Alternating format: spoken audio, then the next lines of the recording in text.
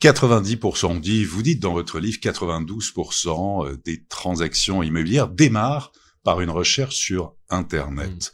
Est-ce qu'on est au bout de cette révolution? Qu'est-ce qui change aujourd'hui quand on cherche un bien ou pour investir, pour louer, pour mettre en location?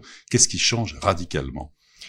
Comme vous l'avez dit, aujourd'hui, le canal d'acquisition principal, la façon dont les gens interagissent avec l'immobilier, c'est digitalisé. Pour autant, l'ensemble des process, l'ensemble de la chaîne de valeur qui est construite derrière reste relativement standard, c'est-à-dire que les transactions restent largement intermédiées avec des opérateurs et ça continue de se passer un peu comme ça. Et les nouveaux modèles qu'on voit apparaître dans la transaction, que ce soit des modèles américains avec les instant buyers, donc des gens qui sont capables de vous offrir une prime de liquidité, donc d'acheter votre bien immédiatement avec une certaine décote néanmoins, ou des agents qui vous proposent d'avoir des agences purement en ligne et donc d'offrir une prestation à moindre prix par rapport à celle qu'on peut observer dans le marché traditionnel, restent malgré tout des offres encore marginales puisqu'elles représentent, selon les marchés, entre 5 et 7% du marché de la transaction dans les plus grandes villes américaines. Donc on voit bien que même si aujourd'hui les clients se sont digitalisés, derrière les processus, la capacité à faire confiance à de nouveaux acteurs reste malgré tout un peu limitée.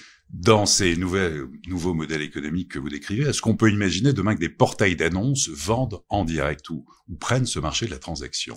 Ce qu'on voit, et ce que j'essaie d'expliquer dans le livre en faisant beaucoup d'analyses sur différents marchés, c'est que les portails ont une tendance monopolistique. C'est-à-dire que dans beaucoup de marchés développés, on voit apparaître un ou deux super portails qui finissent par devenir les éléments indispensables de la transaction. Et à ce titre-là, ce sont des entreprises qui gagnent plutôt bien leur vie et qui intelligemment savent placer aussi leurs pions dans certaines de ces nouvelles entreprises de la transaction. Et donc, sans en être réellement des opérateurs de la transaction immédiatement, elles ont des participations chez des gens qui deviennent des nouveaux intermédiaires.